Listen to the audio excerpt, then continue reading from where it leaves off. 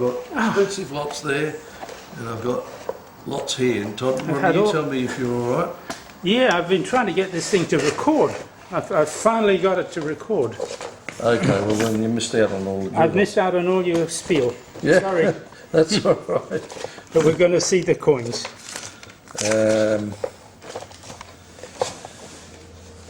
The first coin I picked out, because you know the sale starts with decimal, with Australian miscellaneous coins, then goes into misstrikes and mint rolls and decimal coins, proofs, and this I thought was a very unusual misstruck Captain Cook commemorative 50 cents.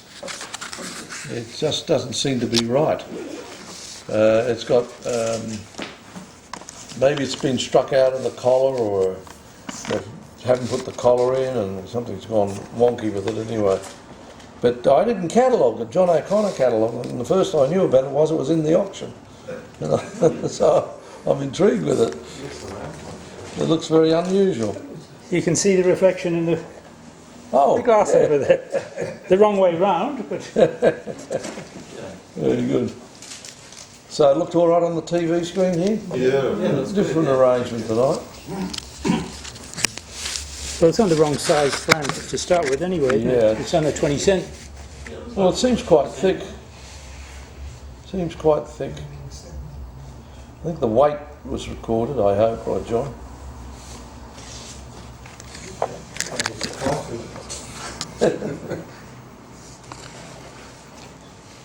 The last coin consigned to the sale wasn't by Ross Pratley, strangely. He normally gets in last. It was a holy dollar. Pete, do you want to see? Want to sit down? John, There's a holy dollar that's the consigned just in a nick of time. Now, when the chap showed it to me, the dealer who's acting for the vendor, I said, this looks familiar to me. Yeah, it's a little bit off centre, it's very water worn, but it looks familiar. But I didn't have time to kind of find my book, which Bill Meyer and I did in 1988. But in my book, there is an annotation saying this is 1798, number 13. It's struck at Potosi, and it's the only one known for Potosi mint in 1798. And it came from a collection called the Bostonian Collection. A man who collected in America was catalogued by Bank Lloyd and sold in 1990 at their auction in Zurich. And I have the catalogue, so I'll be able to show prospective bidders the catalogue. The coin, not in great condition, but it is what it is. It's a holy dollar, and the estimate's 25,000. So it's a good opportunity to get something very special. Bit water worn, I think, or water damaged. It's not so worn, but it's just a bit rough. I think it's sort of not damaged in any other way, but Alan Walker catalogued it, who's a famous numismatist, and he said it's got a bit of scratching or cleaning from probably when it was recovered. But the man had quite a good collection of cut and countermarked and other coins of the world, interesting colonial coins.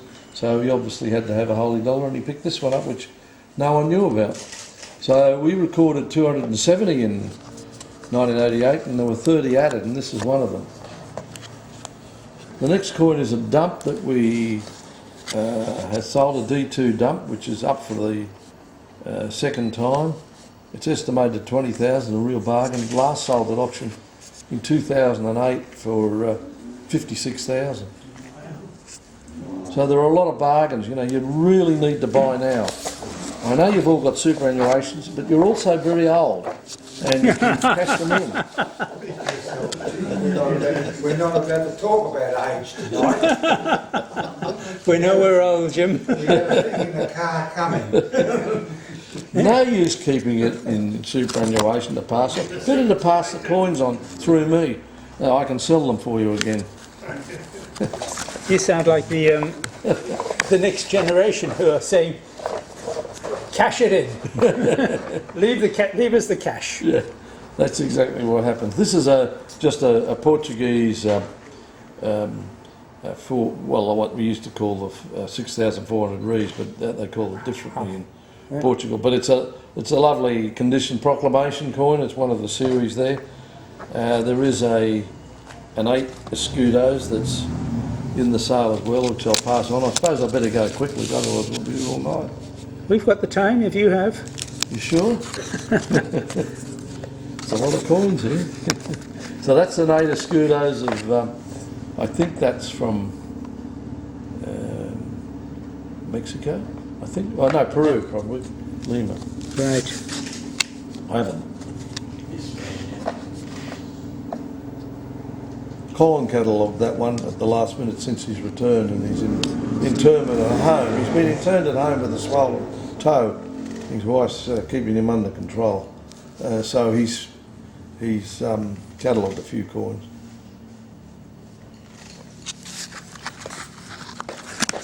So that's a piece of gold, and you know what's happened to gold today? Yeah. Probably about 25.70 or something an ounce. Bit better than oil. This is an Adelaide pound. Well, if they start flooding the market with gold, it'll fall and we'll all be miserable. Only the shareholders are miserable today. People like Ross Bradley, heavily invested. So that's an Adelaide pound estimated at 12, but the bloke will take whatever it goes for. He said, I've got to put 12 in it because that's what I paid for it at the auction. I said, fair enough. We've got 3 others which are uncleaned and later die state, and they're estimated at 7,500 each. I didn't have a Type 1 sovereign, and a friend of mine took his 1856 back, and I thought, well, I'll never have a Type 1 sovereign. Then suddenly Colin produced an 1855 for me to fill the bill. See, last minute I got a holy dollar, and almost the last minute I got this Type 1 sovereign. Very nice it is too. Yeah, it's quite nice. It's quite sharp. Been a little bit polished, lovingly polished, and 1 scratch on it, otherwise it'd be expensive.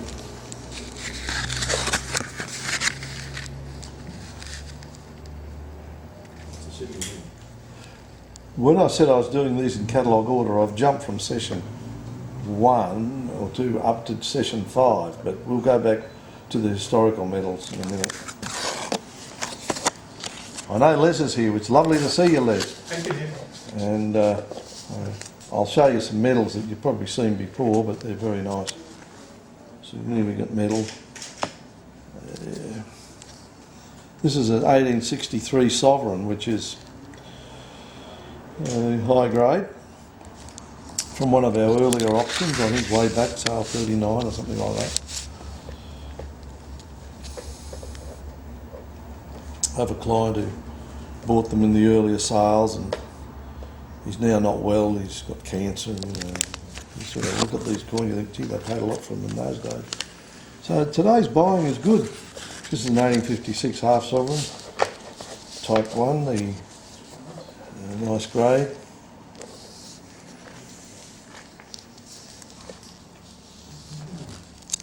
I think I've shown you this one before. It's a re-offer from the previous sale. So you don't have to spend a lot of time on it. Now's the time to buy it. It won't get any cheaper, I hope. 1858 half sovereign there.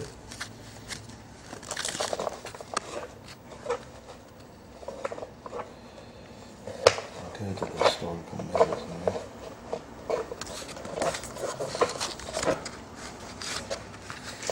Yeah, here they are. Not too many.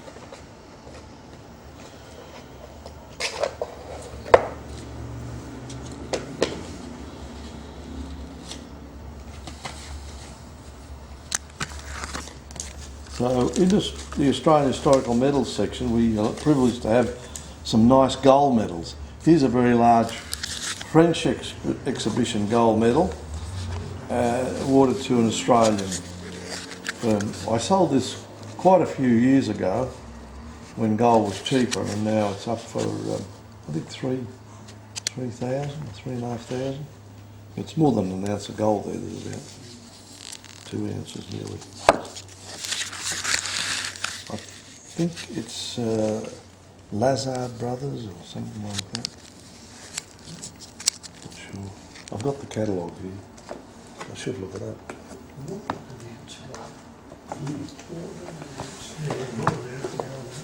Lot number 626. 626 says it's... Sure. 626 is the Paris Universal Exhibition in 1878. It's 84 grams of 900 fine gold. So the estimate's 5,000. I apologise, I'm misleading you. It was from our sale 69.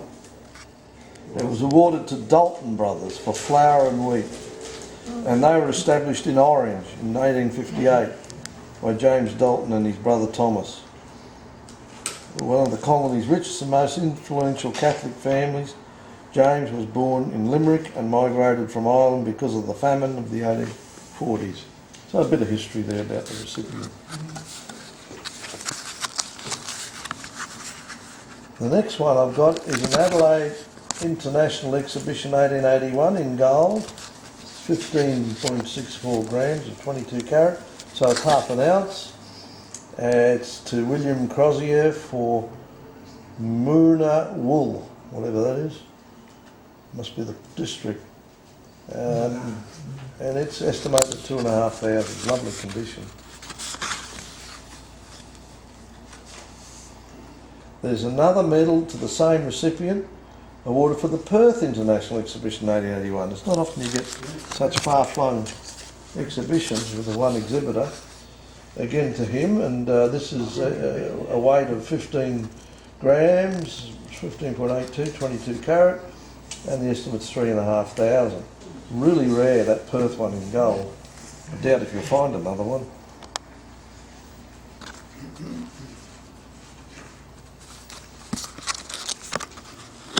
The next one's an interesting little gold medal that's by Altman, but got an ornate border surrounding gold, and it's awarded for a stallion, the gift of Sir W.C. Clark in 1886, and it's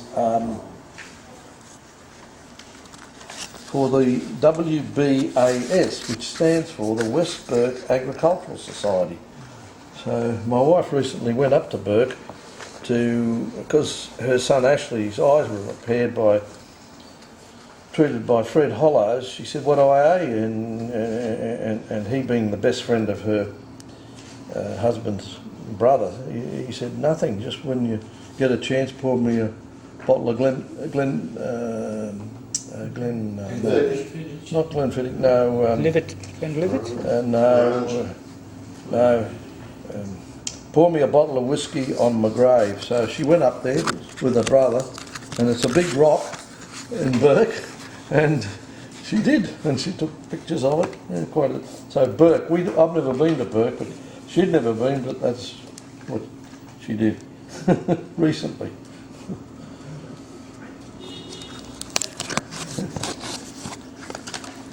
Think of the whiskey, it's the one I don't drink, it's in the square box.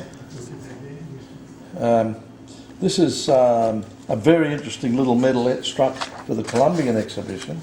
It's lot number 636, and this was there were two in the sale. One's the normal one in brass, and this one in silver. And the reason it's in silver, it's overstruck on a US silver $quarter. It's very rare.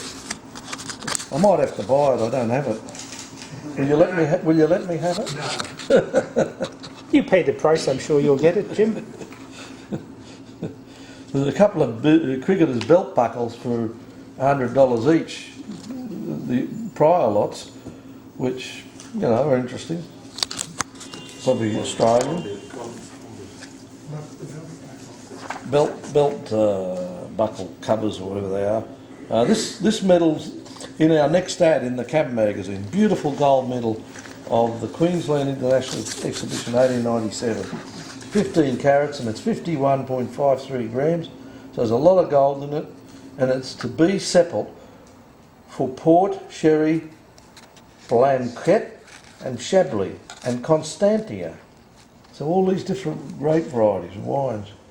So as you know, Seppelt's become a very famous vintner. So that's an interesting medal. 3,500 is the estimate on that. Yes. I don't know if I can get the news. I can't compete with the coronavirus thing. This coronavirus, I've got no chance. It's in the news all the time. How will I get publicity for this auction? Well, all the people who can't go out, they just have to view it online. Yeah. At any rate, catalogues will be here. If any one of you guys want one, you can just call in and pick one up. I won't charge you, even though they cost me $50 each. You know, there will be a plate here if you want to contribute.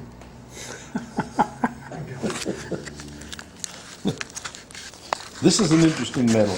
This is for the Commonwealth celebrations in 1901, but this particular one has been inscribed to none other than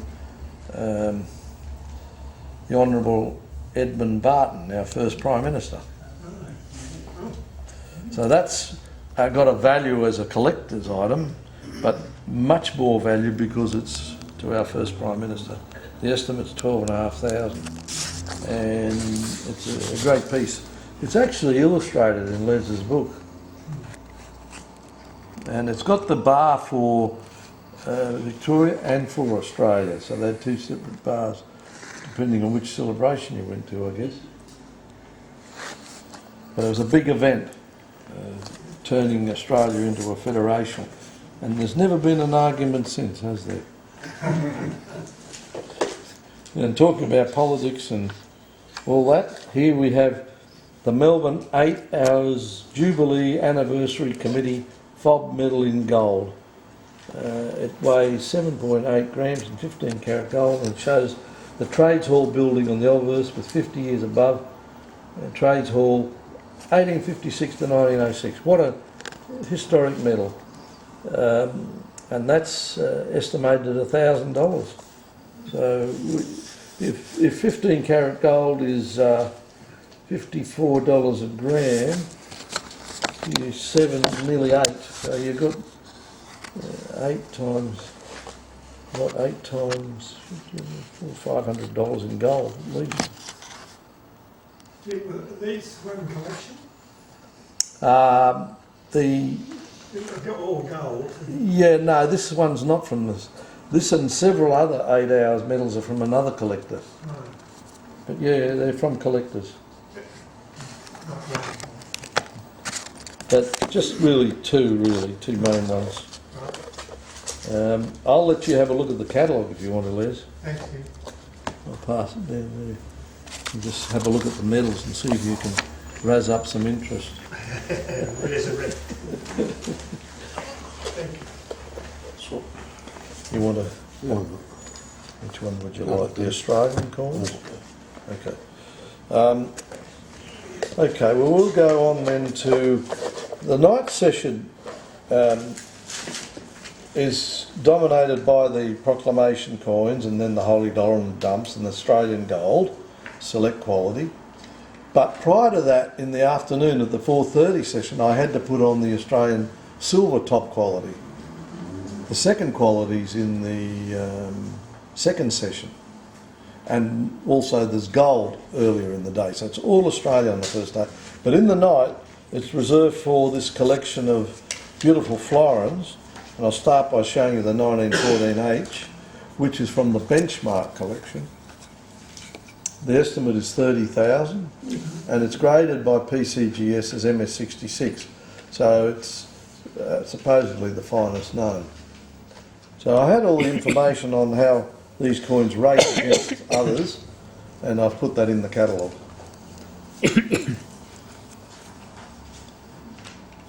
They're beautiful, our old florins. I can't get enough of them. I wish I could scratch through bags and keep finding them in this condition. It'd be something, wouldn't it? There's a lovely 1915 there.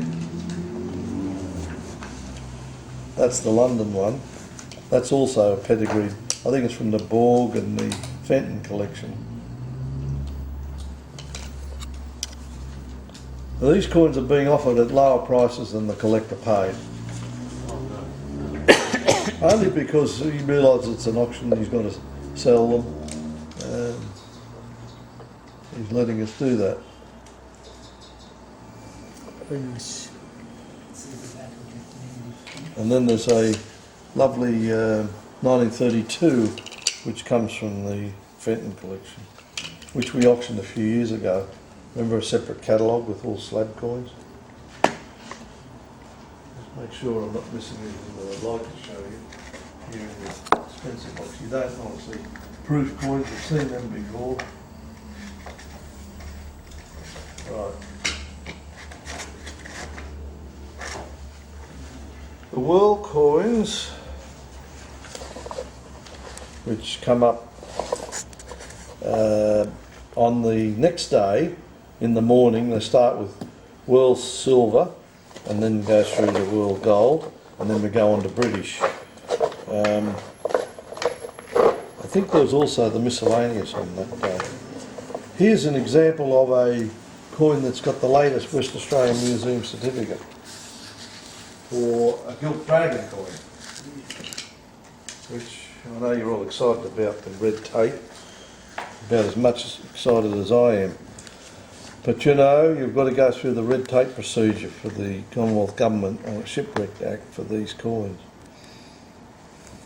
As you know, there are lots of them, but this one comes from the Donald Simpson estate, whose collection we sold a few sales back. It's taken a while. I've only shown you one as an example of the latest certificate. Actually, Walter Bloom was here recently from Western Australia, and he's in charge of this section at the Maritime Museum in Fremantle. It's a Potosi mint, 8 reals. I think it's got the date 1653 as well. Does anybody still collect gilt dragon coins? I picked up some more of Mark's books on the weekend, and he had a few books on the shipwrecks. I thought, I haven't got that one. Started thinking like a collector. Calm down. I've got to sell them in box lots. You know, what do you do with books? Nobody cares about books anymore, do they? No, I'm probably doing these out of order. Let me have that one back, Rodney. I am. So, the first one of Mark's West Indies coins is a dollar lot 1343. Ross, what's that? 1343. You got it there? No, right, do you want At it? the front. Just tell me what it is. I've got to identify Oh, this. yeah, I catalogue. 43. What is it? British Honduras. Yeah, I was going to say British Honduras. Ferdinand VII. Yeah. Yeah. Yeah, it's Cunnamark Crown GR. Now that came out of the Tankersley collection, so we presume it's okay. And what's the estimate on that? 200. Is that all? That's all Well, he it's wants an to pay. estate lot, isn't it? No, well, it's what he paid. I tried to go on what he paid at these Baldwin auctions years ago.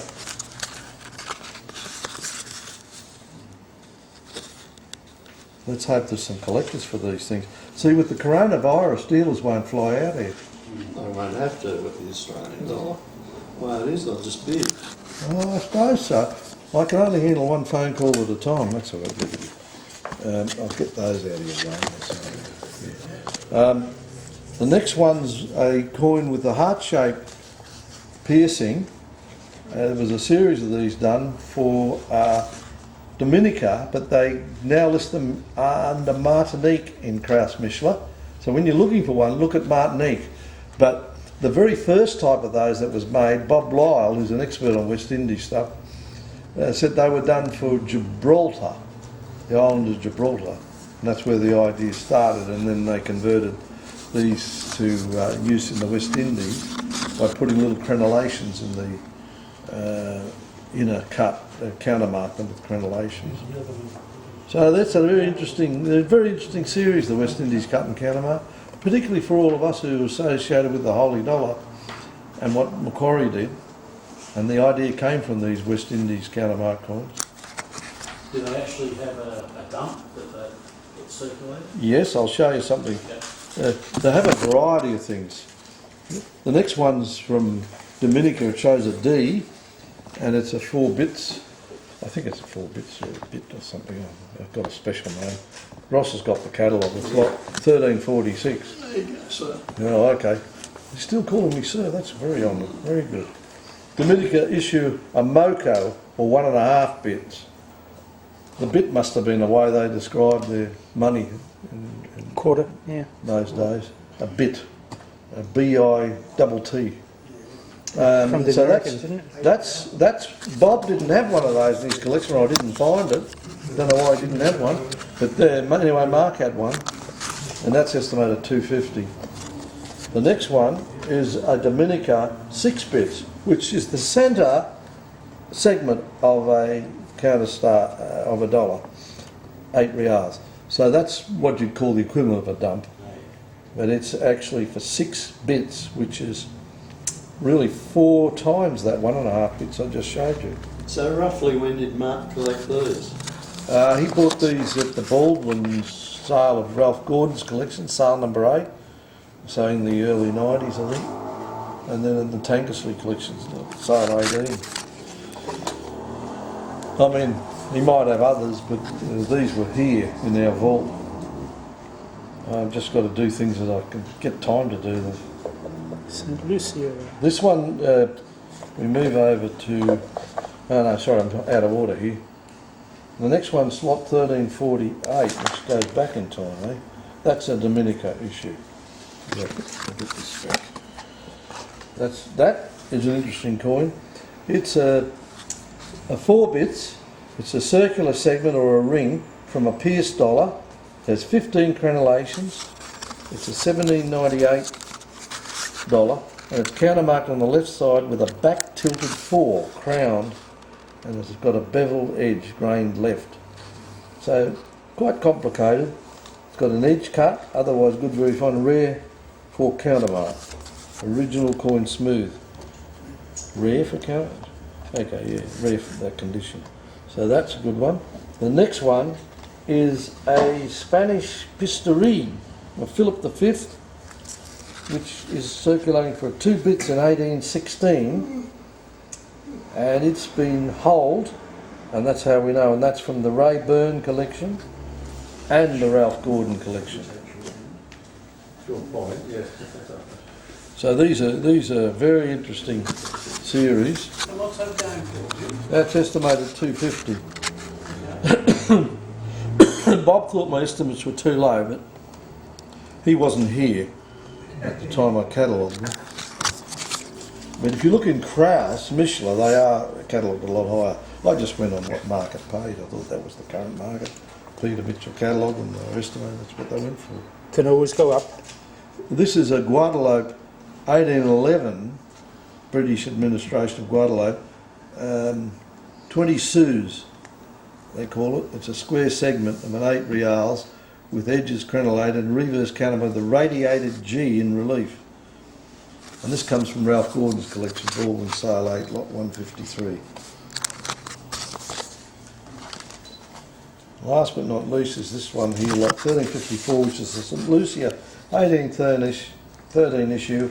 It's a cut centre segment of a Charles III 8 reals, countermarked with St. Lucy in relief. 1789. And this comes from the Tankersley collection, but earlier it was from the John J. Ford collection, and he got his coins from FCC Boyd, who had the best American collection of all time, virtually. So interesting pedigrees. Excuse me, Jim, when will the catalogue be? We were hoping. Well, we gave it to them on Monday last week. They got it on overnight. They got it on the Sunday, and they started out putting plates. They printed it. They've got a binder plate it, and you know, like all these people. I said, I need it. I don't He's want like to a politician, isn't he? You can't get, you know. wait. So the answer is Wednesday. They said, Wednesday, okay. but it may come tomorrow. But I wanted it here for today. But I didn't want to tell her, I've got an important meeting on Monday night and I want to give out the catalogue. What are you doing? But they can only do their work so fast. It goes through different stages. They've got to do the cover and cellulose it, dry it. They've got to sew it because it's a big book and it's in sections. There's 34.5 sections, so it all takes time. You've got to fit in with their timetable. They're doing other work, believe it or not. Anyway, maybe the coronavirus has slowed things down. Maybe they haven't even, Traffic on the road. maybe they haven't even got the paper yet. Ah! Still in Still China. traffic lights, isn't there? Hello, I've got another one for you. I thought I'd run out. This one's for Tortola. Oh yes, I've got to give you Tortola because he's got a lot of Tortola. This one's from the Tankersley collection, and the ticket's by Peter Mitchell of Baldwin's. And you know, it's funny, it's Tortilla. Tortola is spelt Tortilla. Sort of weird. But there was a hoard of these found called the Hopkins hoard, and they were listed in pink circular. Mark's got a couple from that.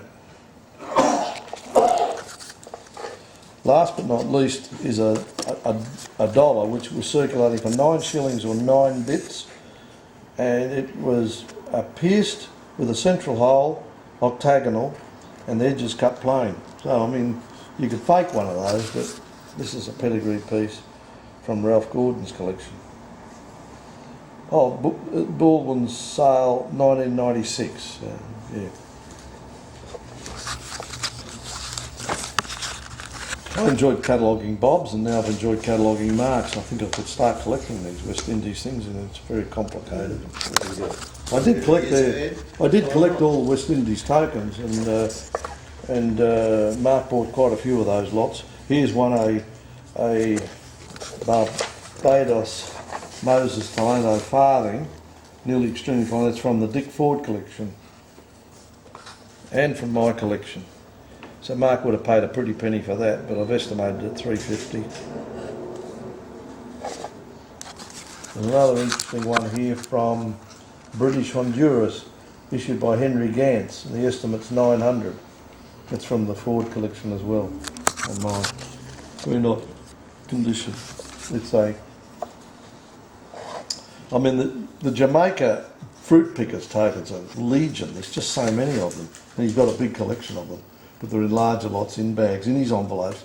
I didn't want to destroy the integrity of all those things in identifying or leave them. So when you look at, well, none of you people are collecting them, are you? You want to buy the Jamaican fruit pickers tokens? See, bloody exciting bunch. Don't know why I bother. I mean, some of you collect bread tokens, and they're legion. They're everywhere. Them fruit pickers was in it. Well, they were under too. Some of you collect tinnies. Yeah. Mark's got a lot of tinnies somewhere. I've got to put them. I'll put them out in a bag, lot. Tease you, Tony. All jumbled up. I'm doing Flynn stuff at the moment. It's a nightmare. I've got coins everywhere. I wanted to get them out of my office. Nothing expensive, but lots of them, all mixed up. I like people who organise and keep things. This guy, whose ancient coins are in the sale, George Mallet, very minute writing in his album. He wrote every detail down. When he bought it, where he bought it from, the reference number, fantastic. Because when Colin couldn't come to work, I had to do the French collection, medieval French, which David will be interested in. And I haven't even brought any out to show you, David. Oh, you can come out the back and have a look if you like. It's all been online for a week. Hands up who's looked at it online. Well, we didn't 1, know. 2, 3, 4, 5. Good. It's been online for a week. So this is a collection of we're jumping now from West Indies. This is a collection of I've also put Mark's West African collection in, which is in a few lots, but they're bulk lots of florins, one lot shillings and another, pennies, halfpennies, tenth pennies. It's a very, very good collection, nearly Cremation complete. coin. Nice. But now I've got a chap who gave me his Indian coins, which included some gold issues. So this is in the World Gold section. That's a lovely proclamation. Bengal Presidency Moher, the 1793 fixed year type. This is a Madras 2 pagoda, milled issue in gold, issued about 1808. So that's a very nice example. I've got an example here of an earlier Bengal issue. Are they better than what's coming up on the TV? Oh, probably. Because that, some of them look a bit grainy or something. Unfortunately, there's a light on that's Yeah. shining on it. I don't have to have that on if you don't want it. No, it's in the camera, and I Oh, don't know how to okay. turn it off. Oh, okay. All right, well, I'll try and go quickly for you. I can only stand for so long. This is an early Bengal issue of the East India Company. They're worth about 1,500. And there's one he bought from Spinks, this collector, for the Bombay presidency, Surat type. Yeah. Very interesting. And here's another vendor gave me some gold coins, and this one was bought from I.S. Wright years ago for only $575. Queen Victoria mower with the lion and the palm tree. And you know they're going for 3,000 or 4,000 now. Although an Indian dealer told me the market has settled a little, but they're very popular. They go for good money now. So if you'd have bought that when this gentleman did, you'd be in front.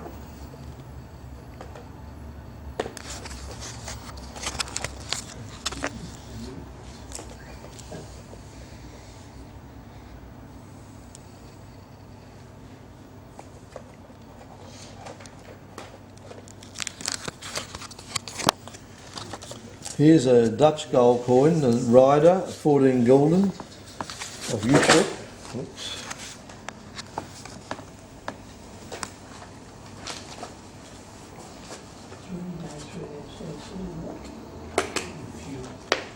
So that's a nice coin to get. So which section is that one in? That's in the World Gold, and that comes up. 1811 is the number, lot number. Comes up in the Wednesday in the 11:30 session. Jim, you might be interested to members that just before you leave East India Company, there's a fantastic book available in big shops at the moment. Yay thick, can't remember the title, but it's all about the whole history of the East India Company. Oh, okay. That'll be interesting. Good pictures starting from whenever it was started with Elizabethan times. And Well, I'm glad you mentioned that because with Robert Clive and Well, maps and everything. I'm about to show you some magnificent coins of the Yeah. East India Company, the very first issues that were planned under Elizabeth I. That's the highlight of the auction, really. This is a Russian gold 10 rubles of Catherine II, 1773. This is in an album of gold coins a man brought to me. Lot number, see? Yeah, I'll hit the lot line off the road. Yeah. Yeah. Get it now. What did you want to He know? just wants the lot number. It saves him writing it all out. Yeah, this next one, the Russian one's lot 1822. Okay.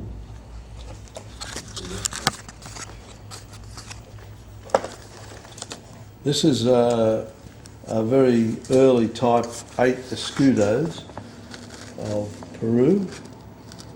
Is it Peru or Spain? Forget that. Lot 1843. Spania and Indies, 1843.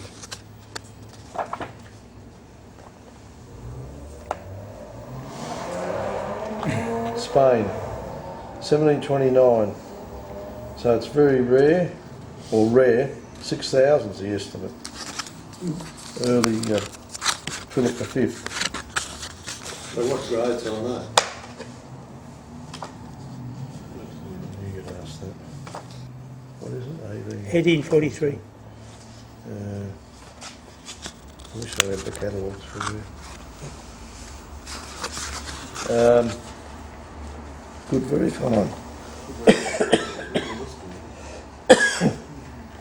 I didn't grade it. Colin catalogued it. This is a nice set of 3 Thai coins. Thailand. Queen Sirikit. Bad cough. Can you cough into your elbow? Yeah, I know, because it could be coronavirus. That's right. You know, who's been here to see me? Jeez. Come out here, Bob, help. Bring him a glass of water. Surrogate. And the next thing I'm moving on to, I didn't pick out a couple of hammered gold nobles I've got in the sale. You've seen them before the last time. We go to British gold. And one of the nice ones we've got is a half pound of Queen Elizabeth, the first hammered gold coin. Nice.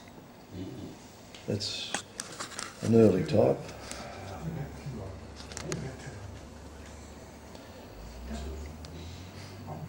I told the daughter of the vendor that I put it in at 12 instead of 15 because it was a bit ambitious at 15, but the way the dollar's going, it mightn't be. You realise that it's a pound will buy 2 of our dollars now, just about. Is it? Wow. So we're looking at, 50 pence to $1. Yeah.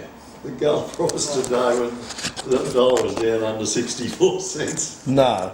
was about $125, $145 leap in the gold price. Oh my goodness. It didn't last all day. No. Panic buying, panic I selling. was going to bring in some more gold. Oh, you should have. Here's opportunity. Someone bringing me in some gold tomorrow. He's very happy with what I offered him this morning. And another chap, I haven't rung him back, he's got 20 grand's worth. Another chap rang me and I know he's got $500,000 worth. I'm not in a hurry for him at the moment. Just go back to barter and offer him something that come out of the auction. No, he usually wants to sell his gold to buy property. He's bought the gold from me. He gets a good deal on property. He thinks it's time to To swap realise over. on it. There's some smart people around, isn't there? Mm-hmm. Are there any in the society, do you know? You've got it here, all this brilliance. Money. What's the use of money? It's no good if you've got bad health. No, you're better off with toilet rolls. Yeah, what are you going to do if you run out of toilet rolls? Don't even go there. Yeah, pasta and rice as well. Newspaper. You'd find old toilet. Well, in the old Telephone days, in the country, we didn't have sewage, and we had a man come and picked up the bin, and we had a toilet phone book hanging up. That's the one you had. No, not suitable for me in my current age and state of health.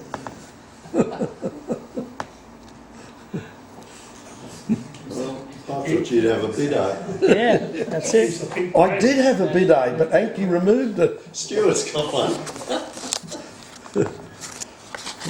We had one in the house, and we removed it.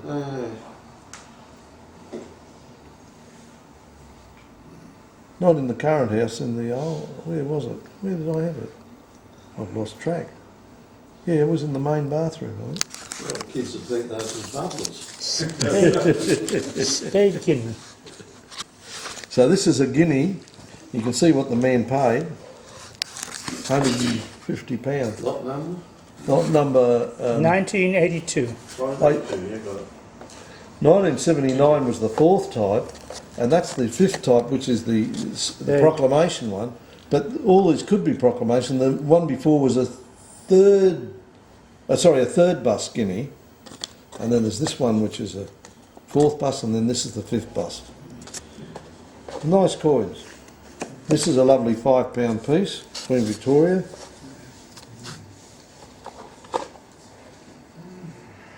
So that's something, isn't it? It's the Jubilee type, 1887. It's got the S mint mark. I don't know if that matters much. It was in a set, in a case that Jaggard sold back about 1980 something, and the sovereigns in Melbourne mint, not great, but the half sovereign's very nice, and it's a Sydney mint, 1887. And I looked at the obverse die and I thought, gee, very well struck this, it's an interesting strike. So I put them up separately. But in the British skull section, so you won't find it, Ross, if you're hunting around the Australian Lot gold. number?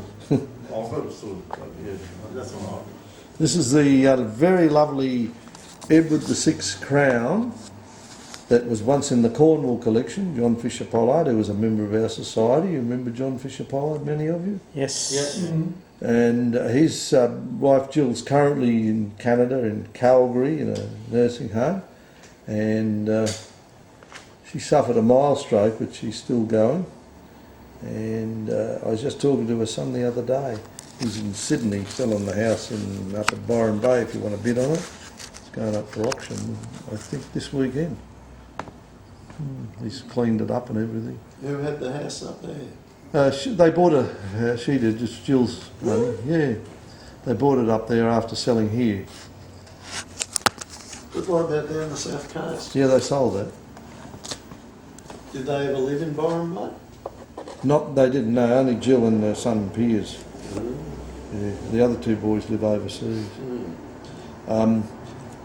That Edward the Sixth Crown's reckoned to be one of the finest of the 1553 date, which happens to be 2 over 3. I know you all love over date. So this is a 1601 crown from the same collection, the Cornwall collection. Lot number? Lot number 2088. Now, when we come to Elizabeth coins, we had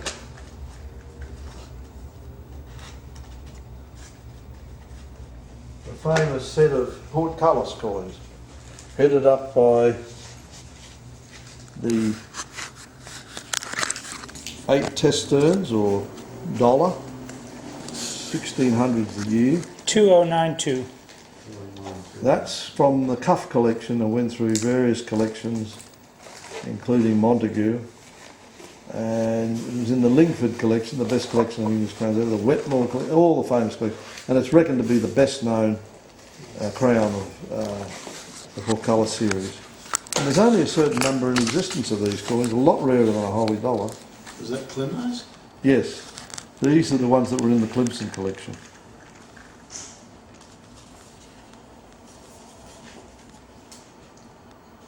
Very nice, isn't it? Lovely coin. Yeah, a lot of lovely history there, the old ticket there. This is the 4 testerns, very high grade one as well. Is that 93? 2093? Yeah, 2093, yeah. I think that's estimated at 30,000. Where were these used? It's supposed to be used in trade with the East India Company. India. East Indies, they called it. Merchants for trade in the East Indies. It's in the catalogue, and when I catalogued it in the Clemson collection, I just repeated the description virtually. Well, I know I did. I didn't write it out again. I got someone who can get it off the computer to do it. That's the beauty of computers. Yes. I hand wrote 1,400 cards, but some of them are simple, but others are complicated. Like doing Flynn's now, I keep changing what I've got in the lot and the quantity. How are we going for time? 8:30? It's not too bad, is it? No, not at all. So that's the These- two testerns, which is like a 2 reals. And what grade do you put on that, for instance? I think that's graded as extremely fine. I think. It's a lovely Amazing, coin. isn't it? Yeah. They're lovely. This is- These are wonderful coins. Yeah, this is creme de la creme. Yeah. These are the I'm very lucky to have them. I didn't think I'd have them, but I've got them. You know, at the last sale we had a couple at market bought, and they went very strongly. And the person who bought them was on the phone to me. I'm hoping he'll be on the phone again. He really likes to bid, and he wants something. This is the 1 tester. That's estimated at 30,000, I think. The one before was 35. 2095, Matthew. Oh yeah, I've been feeling that college or whatever. The next one I'm showing is lot 2101, which is a Oxford Mint half pound or 10 shilling coin in silver. Really a nicely, evenly toned, attractive example. Should show up on the screen pretty well. Yeah. It does look good. The owner said, I will not take less than 7,000. I don't think he's going to have any trouble. Bye bye, George. Bye-bye, George.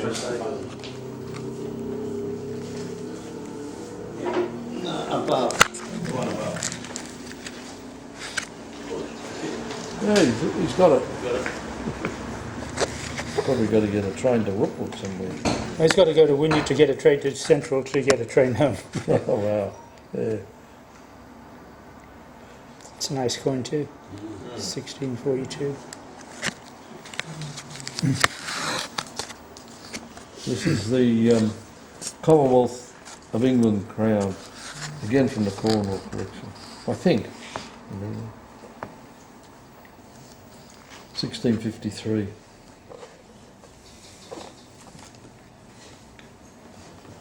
These coins are in here. How many lots in this option? There's the portcullis coins, is it? 3,801. 13 sessions. Small size.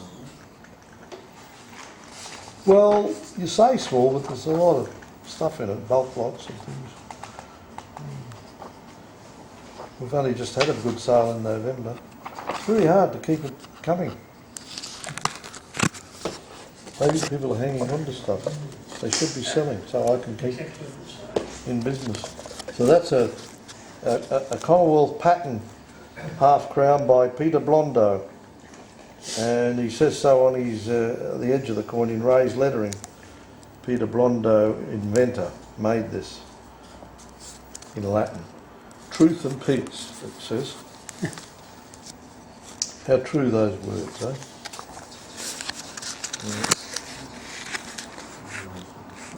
The pattern shilling of the same series is here as well, and it's got a milled edge.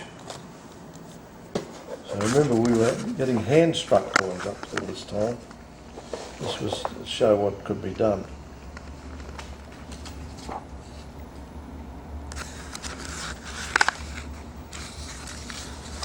Now this man who collected type coins,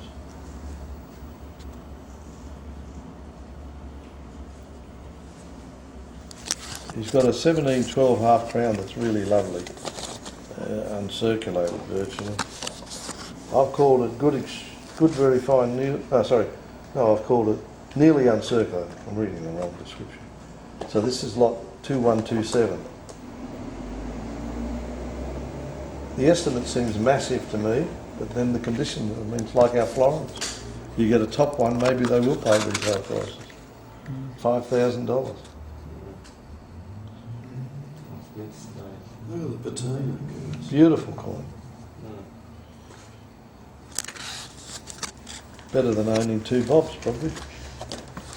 There's a George the First half crown, which is estimated 3,000, because it's only good very fine, but they're very rare. Very hard to get. 1717.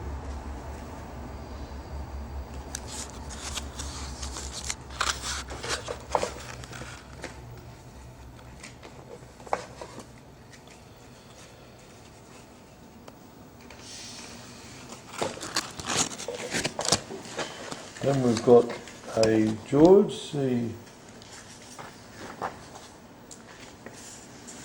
Second young head crown, 1741. Look at that condition.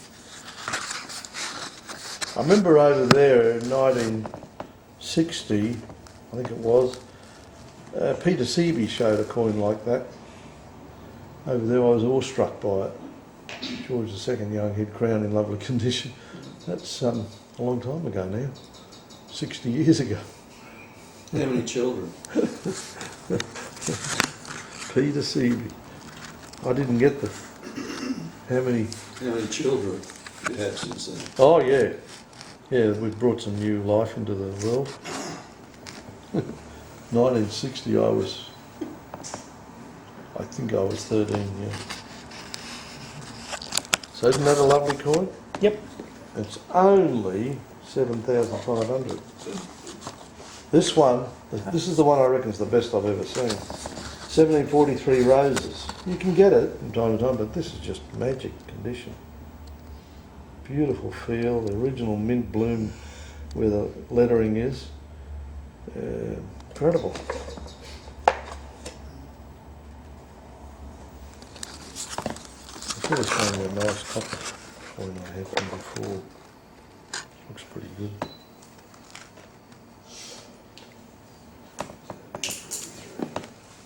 $17.43. What, 2143. Now we've got the half crown of 1741. No, 1739, sorry. Good ear, nearly uncirculated. What, 3144? 2144, sorry. That's estimated at 4,500, one of the finest known. Now, 2149 is a Lima half crown. Beautiful condition for a Lima half crown. Newly uncirculated, with some peripheral blue gold toning. Lovely lustre in that. And then the final of the old head half crowns is a 1750 plain reverse half crown. That's estimated at 4,000 in good ear condition. We have a George the First halfpenny. I'll show you which I got out. Had it out of order.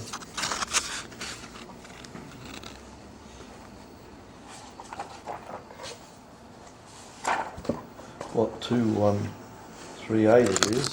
It's a dump issue halfpenny graded as brown and red uncirculated, very rare in this condition, one of the finest known. Estimate 2,000.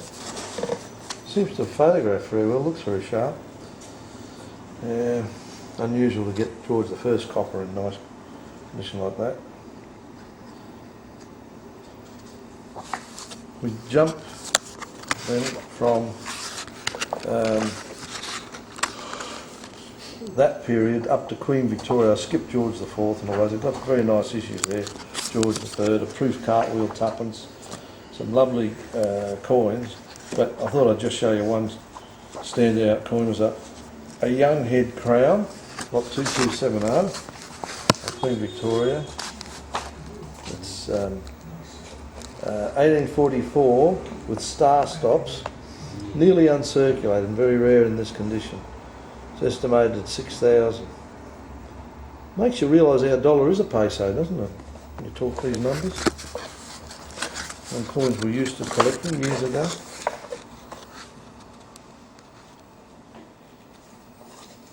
Jim, with these beautiful coins you're showing us, you've got them sort of mounted there in plastic, in little plastic bags. When you were sort of breaking these catalogue, the collections up, what average would sort of, how are they people housing these wonderful coins, generally speaking? Generally these would have been in 2x2 cardboard holders, telephone windows, you know, right. I think so. Yeah. So you take them all out of those? Yeah. Okay. This Gothic crown's estimated at 11,000, lot 2274, 1847 Gothic crown. It's graded as nearly uncirculated. It's relatively unmarked and rare in this condition, I'll say. So that completes those. I'll just go back to the other box because we're going to start off on 8.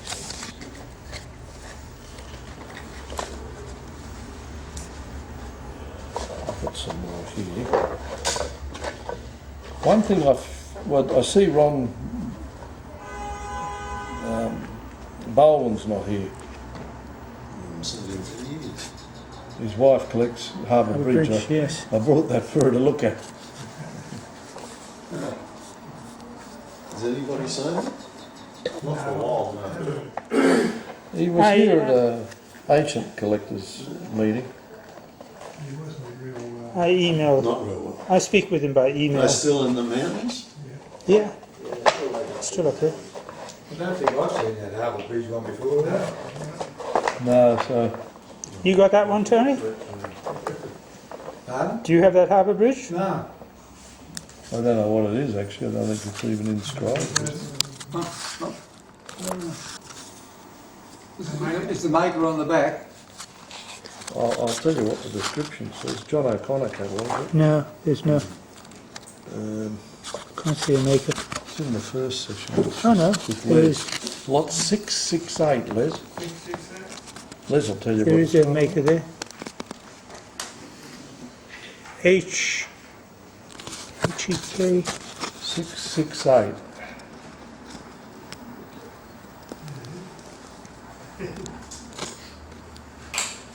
It's probably in the corner, is it? There is Millers. Millers. Miller's, is it? Just Millers, what Millers in it? Keep me in there. Oh, then. 66. No. We're in columns. And nothing, unmarked, Is it? Yeah. What's the estimate on it, Les? 668. Okay, there you go. One for you. Make sure you get it. Make sure you get it. Don't let take it Rhonda now, outbid you. Okay, then we go to the ancients, and just as examples, where did I start here? Very complicated all this. I've just put all those in front. That was where it was. We go through the Greek silver in the 9:30 session on the Thursday. Then we come up to the gold. So I'll show you the silver. That's a lovely tetradrachm, 2973. Let me get the catalogue here. 2973. It's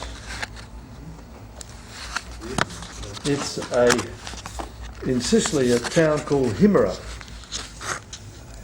And it's a silver tetradrachm of 350 BC.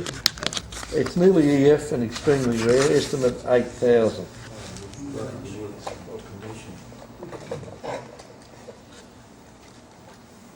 Does that come locally? Yeah. Yeah, there's nothing consigned from overseas in this stuff. You said it's from Hero? Yeah. Went there the last time. Drager. Nothing much happened where I saw it. Just weeds. This next one is one that was in the Clemson collection, and it's got a very nice archaic head, early Syracuse, 500 to 485 BC, silver tetradrachm. And it's estimated at $12,000. How do you grade that? Very fine and very rare. It's quite flat in the bigger in the obverse, which is the like chariot. The wheels filled in and maybe the dies were worn. But the reverse is very good with the portrait of Arethusa left. The next one I'm going to show you is the start of the ones for Syracuse, the main city. This is lot 2999, a tetradrachm by the artist Euclides. And it's got nearly a full page description here across the page, and it's a lovely coin. It's got an impressive pedigree. Goes right back to the Jamison collection, which is a famous collection. It was sold by Sambon and Canessa in November 1907. Was illustrated there. So it's a very special coin for Australia. It'll be interesting to see if any Aussies go for it.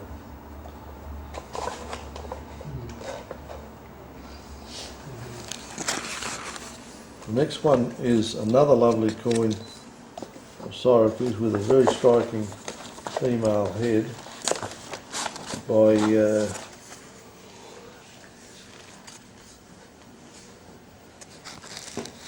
doesn't say that it's by any particular artist, but it's a beautiful piece. That's from our sale 96. It's estimated 12,500.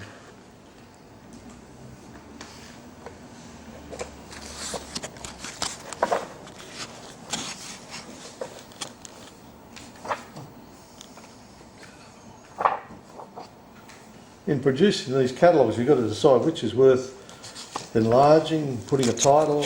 All these things take time. The George Mihaly collection in the Greek silver, Colin's done a very good job cataloguing a lot of detail, weights, comparative references to identify them, and because he recorded wherever he bought them, you know, it says this one's from a particular coin, lot 3028, which is just a little coin of Macedon. It's bought from Stephen Cole in 2005, and there's another one that says bought from Romanorum in 2009, and another one that says bought from Harry Larkin in the 1960s. There's one very good one which Harry Larkin sold him, which is a Macedon silver stater of Leti, which is quite early, 530 to 480 BC. Here's one, it's lot 3033.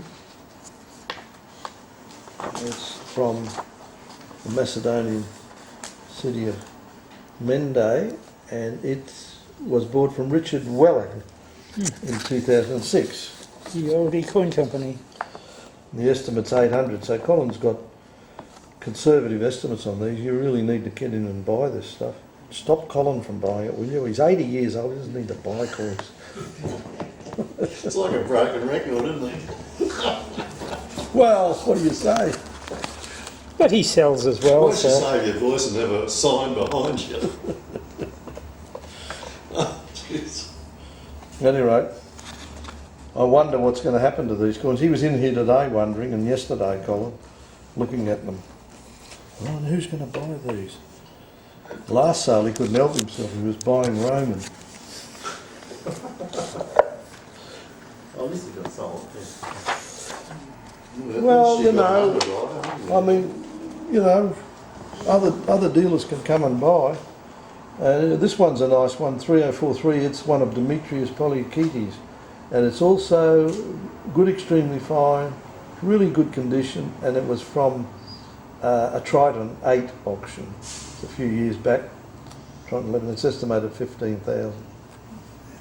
So choice. It's like modern coins. If you get coins in exceptional condition, they'll bring 10 times what an average one brings. That's enough of all the Greek silver. There's masses of it. I'll tell you, there's over 300 lots of Greek silver. When have you seen that before? And does a lot of this go back overseas as well? Well, if you let it, yes it will. It's up to you.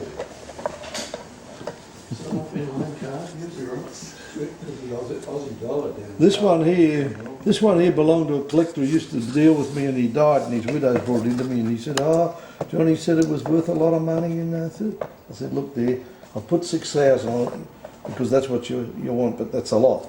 It's a good coin though. It's a Lysimachus stater." He said, he told her when he was very sick, he said, "Whatever you do, go and see Jimmy. Trust no one, just see Jimmy." That was nice. And she comes in here, she's in her 80s. What number? Lot 3211. Does she come in here and go, "How are you, Jimmy?" Not really. Yeah. She's a nice lady. So, in this gold section that kicks off, there's a man who brought his coins in, and he has the tiniest coins, and I mean tiny. Like 3216 is a triennial. 24th gold stater. Oh no. Release it and drop it in the room. It's from Ionia. It's got all the references, and we've done enlargements of them, and they're across the page. Bob wasn't happy about it. I said, "No, you've got to enlarge these things, otherwise just nobody cares." But this man's a retired radio astronomer and chemist. So he bought these late. He's concentrating on Byzantine coins now. I didn't know. It just turned up. 3 albums of ancient coins, got to be catalogued.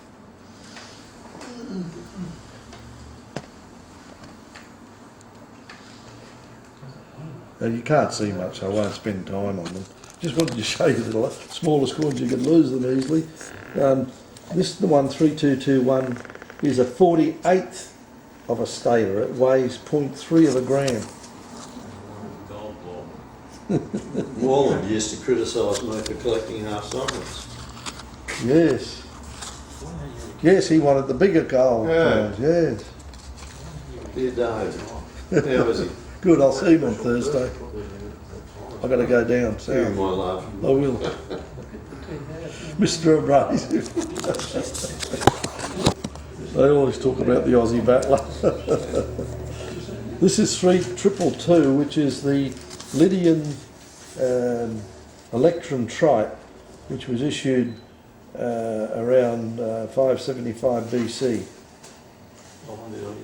And it's estimated at 1600. Comes from our sale 74.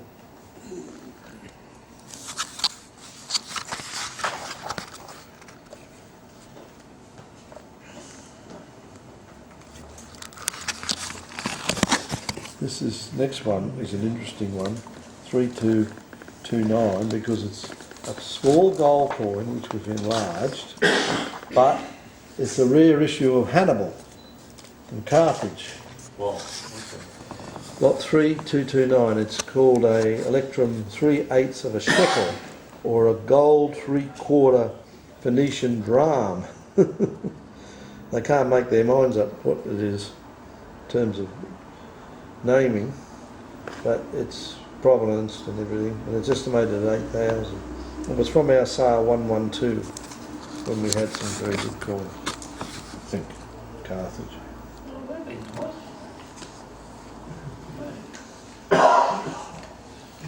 Are they slabbing those ones too? They do. We've got that was slab ones, I think, Roman gold. Lots of horses' legs there. Now 3227, maybe 3225. I should show you. This 3225. I'll read you the description. Is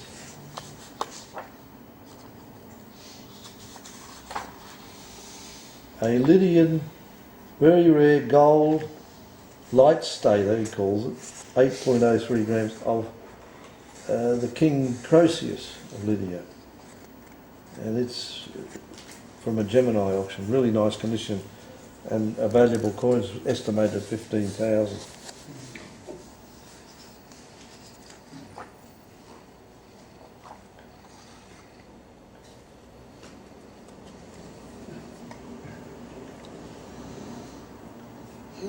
Many of you are not familiar with really ancient Greek coins, or particularly Greek compared to Roman. You'll be familiar with some of the Roman emperors. The kingdom of Egypt was run by the Ptolemaic kings after Alexander's time, and this is a beautiful gold pentagram of Ptolemy II from 285 to 266 BC. And it's estimated at 15,000.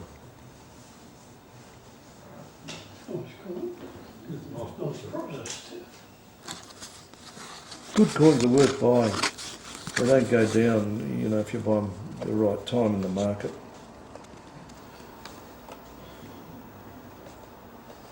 I'm currently trying to work out how to value a banknote collection that was bought in 2005-2006 for 1.6 million. Ouch. Trying to work out if it's worth a few $100,000. I think the man's likely to keep it. This is another little fraction. I won't go into discussion on that one. Just another one. 3226. I think it's a 48. Yeah. It's 48? 48. Yeah. Aren't they tiny? But when you see the enlargement, you can see what the design is. Now, the next one I'm going to show you is a very, very significant Roman gold coin of Mark Antony, issued in the summer of 40 BC. Mark Antony's portrait in gold. You rarely ever see it. Marcus Antonius. It's of the highest rarity. There are only 4 specimens known. I think there's only 2 in private hands. Lot number. Lot number 3230. 30, and it's estimated at 40,000.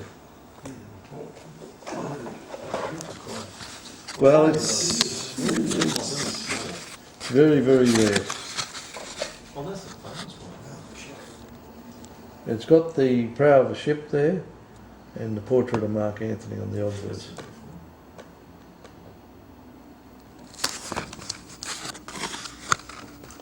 Rather than going through all the Roman gold, I'll just show you the significant ones, Mm-hmm. because we're all getting tired. Time for a cuppa. Yes. Yeah.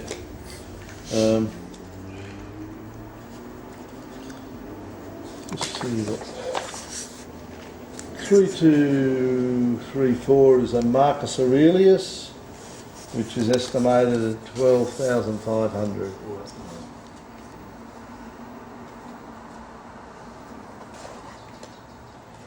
It's a very good offering of Roman gold.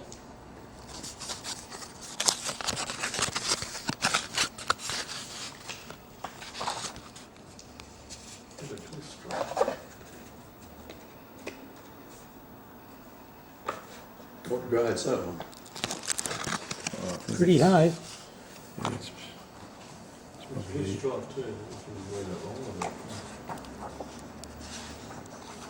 It's graded as extremely fine, well struck, well centered. This next one is Septimius Severus, the family issue, showing his sons Geta and Caracalla facing each other on the reverse. Their heads facing each other, so you get three portraits on the one coin. And this is a very rare issue. It was estimated at 35,000. Lot number 3236. Wow.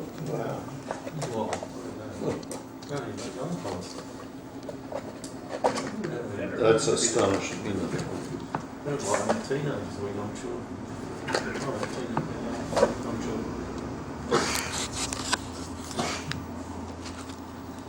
'Nice coin. 3240 is a coin of Caracalla after Septimius had gone when he was older, and it is graded as good, very fine or better. Got a lot of mint bloom. Looks almost a Yef there. Yeah. Yeah, Oh, yeah, good. it's estimated at 25,000. There's a mint condition Severus Alexander I'll show you. Absolutely mint condition, like it was struck yesterday. That's it there. 3241 is the Severus Alexander, gold aureus, estimated at 20,000. If our dollar keeps falling, these Have will you be had bargains. these before, these ones? I've had examples, I've had No, certain, but not this condition. not really. I don't know. I've had some nice ones, yeah, in the past. Yeah, but this But is. I made an But effort. you haven't had these coins? No, I mean, that one I looks made an like effort to get these. an EU or an Unk coin, doesn't it? No. There's no wear at all. Yeah. And gold is soft.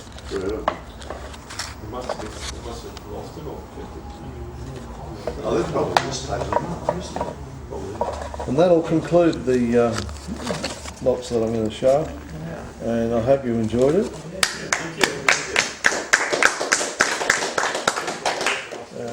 Look forward to seeing you at the viewing, the auction, and if you can come in, you can pick up a catalogue. Some of you will get them by mail. That's a big bill for me now, the mailing. That's the catalogue. Australia Stop Post. mailing some out. Yeah, I should. Thank you, Les. Is there any questions for Jim? I'm sorry we didn't have the catalogue. I thought it was almost When are you doing the banknotes? the banknotes. I'm not doing it. There are some good next time. banknotes. There are some good banknotes in the sale. But Do you have not any a main- postal notes in the sale? Very good pre-federation. No, they're very rare. I know who's got them all. Yeah, there are some postal notes here in the Freehill estate. I've got to In the which? dig out. Freehill estate. Oh, is it? When's that coming up? When I can You've get got to to save up. Yes. it. Anyway, All right then, thanks very much Jim. Here's the certificate. as usual, for, Oh, thank you. for the effort. Next bit of wallpaper.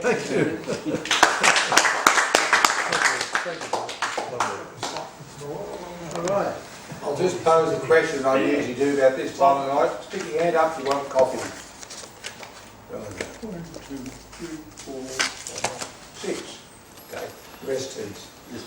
6 for coffee. All right. There's, Yeah. just remember that our meeting next month is back at Phillips House at 8 o'clock. And that's, and then our thing